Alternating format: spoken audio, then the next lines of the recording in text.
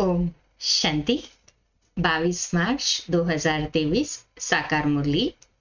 बाबा कहते, मीठे बच्चे, देही अभिमानी हो रहना यही बड़ी मंजिल है।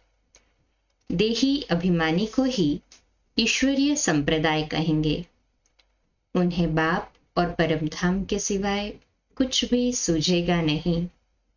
प्रश्न, किस एक बात की धारणा से भविष्य 21 जन्मों के लिए पूंजी जमा हो जाती है?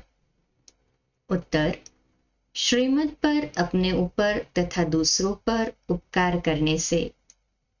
उपकार वही कर सकता जो पूरा देही अभिमानी बने, जिसकी बुद्धि शुद्ध हो। देह अभिमान में आने से अपकार हो जाता है। देह अभिमान में आएंगे तो खुद पर भी अपकार हो जाता है और जमा की हुई पूंजी खत्म हो जाती है। इसलिए अटेंशन प्लीज। घाटा पड़ जाता है। क्रोध का भूत भी अपकार कराता है। इसलिए अपना स्वभाव बहुत मीठा बनाना है। करते हैं ना यही सभी प्रयास, मीठा बनाने का स्वभाव। कहे हाँ जी बाबा, गीत ये कौन आया आज मेरे मन के द्वारे। ओम शांति। जब परमात्मा बाप आकर के जीव आत्माओं से मिलते हैं तो जीव आत्मा को अपना जीवपना भूल जाता है। उनको निश्चय हो जाता है कि हम आत्मा हैं और परमपिता परमात्मा की संतान हैं। बाकी जो कुछ हम देखते हैं ये देह सहित देह के सर्व संबंधी आदि ये तो याद रहना ही नहीं है। बाप आते ही है बच्चों को वापस ले जाने के लिए। तुम चौंक उठते हो, ये क्या होता है? ब्रह्मा की अंधियारी रात पूरी हो सवेरा होता है। देह सहित देह के जो भी संबंध है वो टूट जाते हैं। तो चौंक गए हैं कि क्या हो गया है। ये पुरानी दुनिया देखने में नहीं आती, बस बाप और परमधाम ही सूझता है। ये वंडर है ना।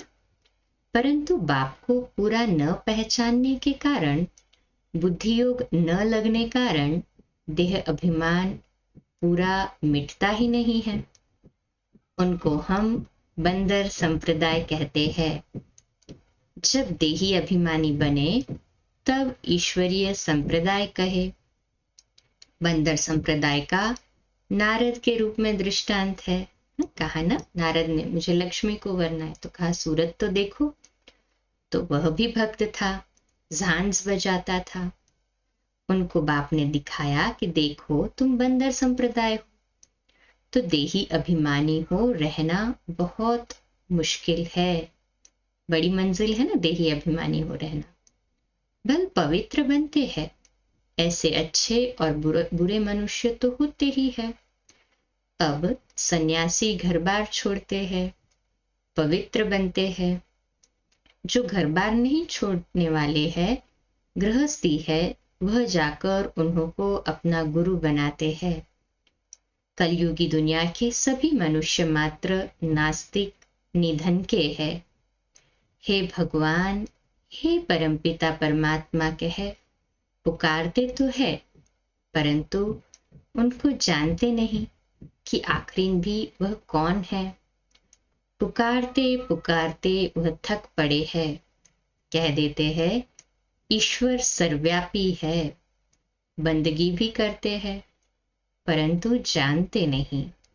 ये तो समझने की बात है। भगवान उवाच, गीता में भी भगवान उवाच है ना, ये है आसुरी संप्रदाय। भगवान ने क्यों कहा है तुम बंदर मिसल हो? अपनी शक्ल तो आईने में देखो। भगवान को जानते नहीं, ढूंढते रहते हैं। इसलिए मनुष्य को ही भगवान मिलना चाहिए। सभी मनुष्य जो भी है दुनिया के, उनको मिलना तो चाहिए।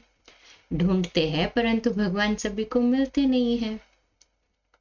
तो जब भगवान आए हैं तब आकर अपना परिचय दे। गीता में पूरा परिचय है। कहते हैं मैं रुद्र हूं, मुझ रुद्र ने ये ज्ञान यज्ञ रचा है। अगर कहे श्री कृष्ण ने रचा तो कहे मैं श्री कृष्ण तुमको राजयोग सिखाता हूं, परंतु श्री कृष्ण ज्ञान यज्ञ होता ही नहीं। ये तुम बच्चे ही जानते हो, बाकी तो सब मनुष्य मात्र आयरन एजेड है, मुख से पत्थर ही निकालते रहते हैं। झूठ बोलने वाले के लिए कहते हैं इनका मुंह काला है। जब संन्यास धर्म की स्थापना होती है उस समय सृष्टि रजो है, तो भारत को पवित्रता में थमाने लिए ये पवित्र धर्म की स्थापना होती है। उनको रजोगुणी सन्यासी कहा जाता है। सन्यास जरूर करते हैं परंतु रजोगुणी, वह कार्य सतोप्रधान नहीं है। जब भारत कामचिता पर चढ़ने से जलना शुरू हो जाता है तब ड्रामा में इस सन्यास का पार्ट है। उनको कोई सहज राजयोग नहीं कहेंगे, वह भगवान ने नहीं सिखाया था, वे तो भगवान को ही नहीं जानते। ये बड़ी भारी भूल कर दी है जो कृष्ण को श्री कृष्ण को द्वापर में ले गए हैं।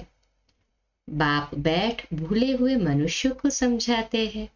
समझ रहे ना सभी? कहे हाँ जी बाबा। बाबा कहते परंतु समझाने में बड़ी रिफाइननेस चाहिए। सन्यासी लोग कहते हैं आप सन्यासी धर्म की निंदा करते हो, बोलो आकर समझो। पहले बताओ तुम निंदा किसको कहते हो? परमपिता परमात्मा जो सब का बाप है, गीता का भगवान है, उसने समझाया है, श्री कृष्ण ने नहीं। परमपिता परमात्मा ने आकर कहा है कि यह कलयुग का अंत है। मनुष्यों की बुद्धि जड़जड़ीभूत आसुरी बन गई है। यह है ही पतित आसुरी राज्य, सतयुग में है पावन दैवी राज्य। वह समझते हैं हम ही ईश्वर है, परंतु वो तो है नहीं। ईश्वर तो सभी का एक है जिसको सब याद करते हैं। ये समझने की बातें है। समझना हो तो समझो, परंतु समझाने वाला बड़ा रिफाइन चाहिए। जिनमें क्रोध का भूत होगा वह क्या समझा सकेंगे? क्रोध का भूत, मोह का भूत, लोभ का भूत, छोटे बड़े भूत तो होते ही है। गंदी आदतें हैं। अच्छे अच्छे बच्चों से भी माया कुछ न कुछ करा देती है। यह है सब देह अभिमान की शैतानी। देह अभिमान आया तो फिर जैसा बंदर हो जाता है, फिर वह मंदिर लायक बन न सके। तुम जानते हो मंदिर लायक देवी देवताएं ही बनते हैं, उन्हों के लिए ही मंदिर बनाया जाता है। सतयुग में तो सारी दुनिया को शिवालय कहा जाता है। सभी मंदिर में रहते हैं, सृष्टि ही पवित्र मंदिर बन जाती है, विश्व शिवालय बन जाता है, जिसमें यथा राजा रानी तथा प्रजा सब पवित्र रहते हैं। तो कोई को बड़ा युक्ति से समझाना होता है। चूहा काटता भी है फिर फूंक भी देता रहता है, उनमें ये अकल है। कोई सन्यासी आदि आए तो पहले युक्ति से उनकी महिमा करनी चाहिए। आओ सन्यासी जी, आप तो बहुत अच्छे हो जो सन्यास किया है, घर बार छोड़ा है। तुमको मालूम है 2 प्रकार का सन्यास है। एक है घर बार छोड़ने का सन्यास, दूसरा है घर बार न छोड़ने का सन्यास। गृहस्थ व्यवहार में रहते राजयोग सीख स्वर्ग का मालिक बनना होता है। कभी सुना है? कहेंगे ये बात तो कोई भी शास्त्र में नहीं है। गीता में श्री कृष्ण का नाम डाल द्वापर में ठोक दिया है तो समझेंगे कैसे? फिर चित्रों पर समझाना होता है। तुम्हारा है घर बार छोड़ने का, सन्यासियों का, तो सभी तो नहीं छोड़ेंगे ना। प्रवृत्ति मार्ग है सभी का। तुमने प्रवृत्ति में रहते हुए फिर 5 विकारों का संन्यास नहीं किया है। हम कर रहे हैं। हमको मदद मिल रही है परम पिता परमात्मा की। ऐसे गृहस्थ व्यवहार में रहते 5 विकारों का संन्यास करने से हम स्वर्ग का मालिक बनेंगे। सतयुग में देवी देवताएं पवित्र थे, अभी नहीं है। कलयुग के बाद फिर सतयुग आना है। बाप ही आकर सतयुग स्थापन करते हैं। प्रवृत्ति में रहते कमल फूल समान पवित्र बनाते हैं। तुम कहते हो आग कपूस इकट्ठे रह नहीं सकते हैं, परंतु यहाँ रहते हैं। तुम्हारे पास प्राप्ति की एम ऑब्जेक्ट तो कुछ है नहीं। बेहद का बाप जब आते हैं तब पुरानी सृष्टि का विनाश और नई सृष्टि की स्थापना हो जाती है। ये ज्ञान हमको मिलता ही है नई दुनिया के लिए। बाप कहते हैं देह सहित जो भी तुम्हारे संबंध आदि है, सब को भूल अपने को देही समझ मुझे याद करो। ये हमारा राजयोग है सतो प्रधान। अब तो है तमो प्रधान, फिर तमो प्रधान से सतो प्रधान सृष्टि जरूर बननी है। सतो प्रधान बनाने वाला रचयिता बाप ही ठहरा। हम उस बेहद के बाप से ये सीख रहे हैं। भगवान एक है। ब्रह्मा विष्णु शंकर को भी देवता कहा जाता है। उनसे नीचे तबके वालों को मनुष्य कहा जाता है। भगवान रहते ही है परम धाम में। हम आत्माएं भी वहां रहती हैं। ऐसे रिफाइननेस से समझाना है। परंतु योग पूरा नहीं है तो धारणा नहीं होती है। धारणा न होने का कारण योग पूरा न होना। बाबा जो समझाते हैं वह किसको याद थोड़ी पड़ता है। भल कोई बच्चे कहे हम याद करते हैं, परंतु बाबा मानते नहीं। अगर तुम याद करते हो तो बुद्धि शुद्ध होनी चाहिए और धारणा अच्छी होनी चाहिए।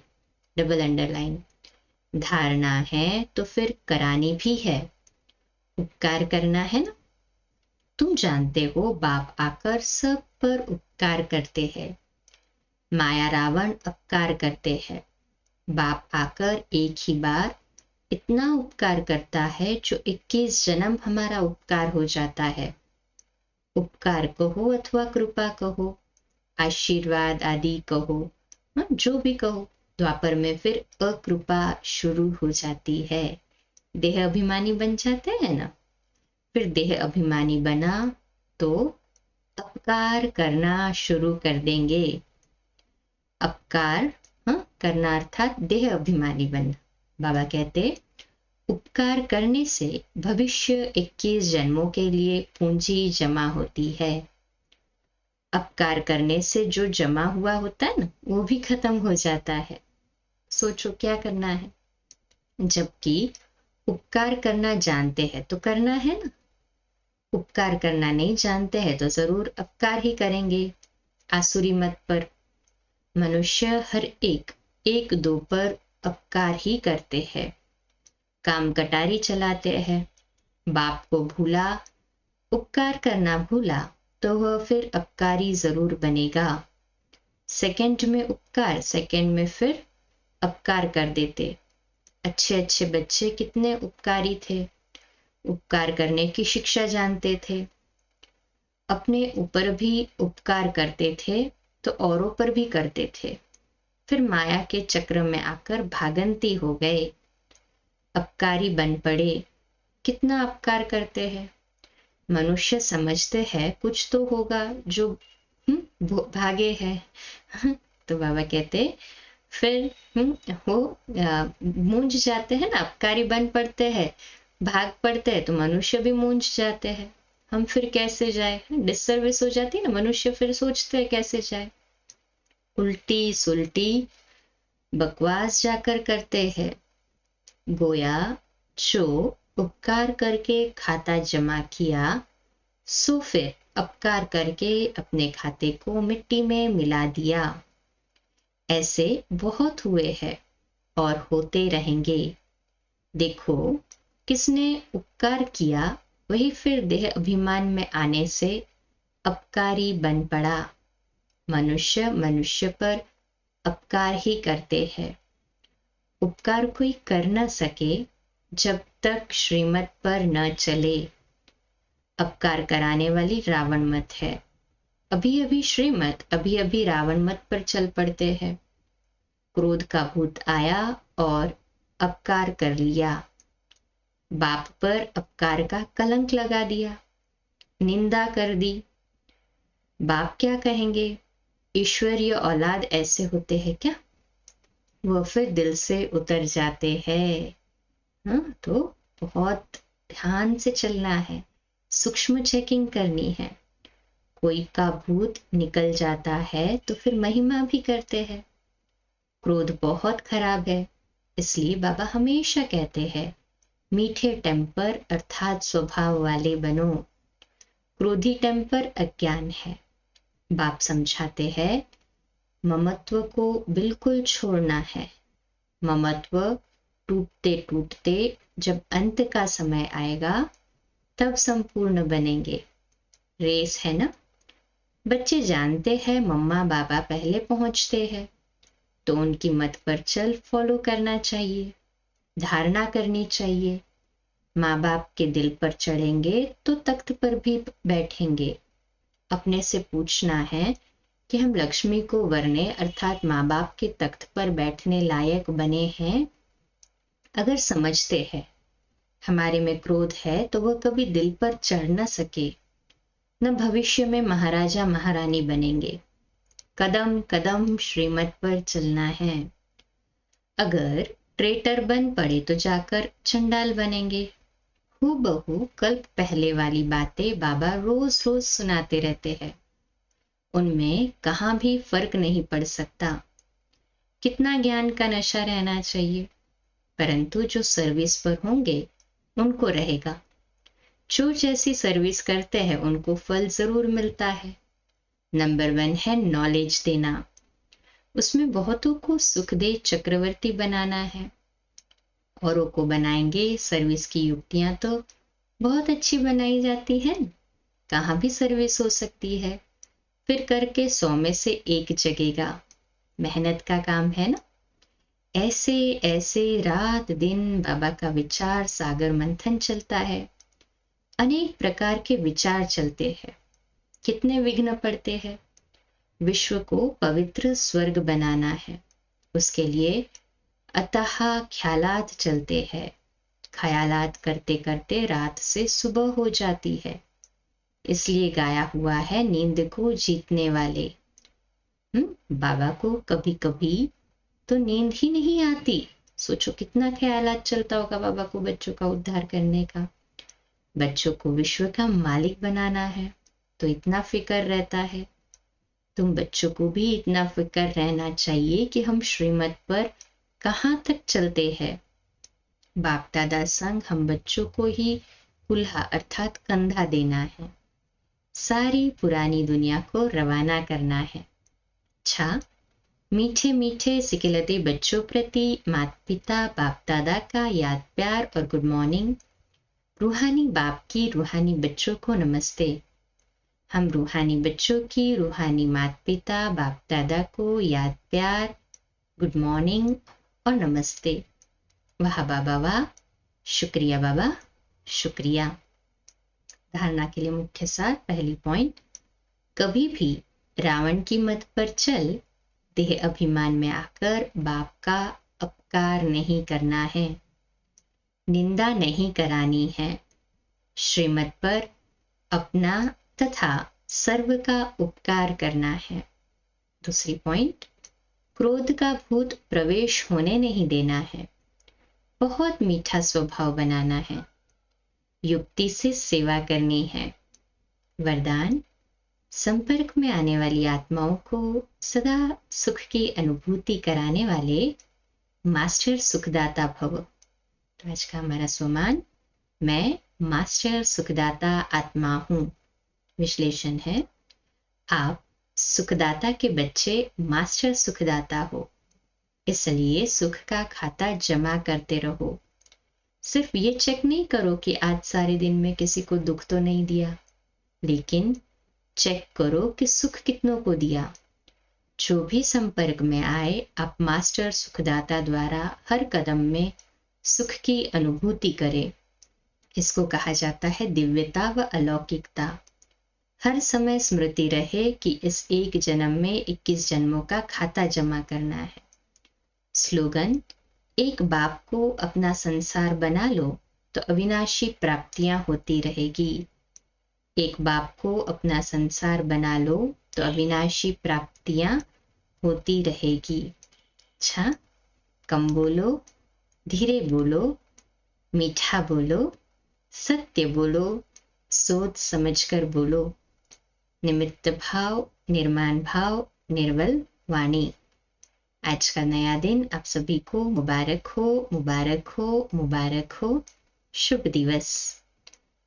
आज रात्रि अव्यक्तवाणी पर क्लास 8:45 बजे, कल सुबह अमृत वेला मेडिटेशन 3:30 से 4:30 और मुरली क्लास सुबह 4:45 बजे। ओम शांति।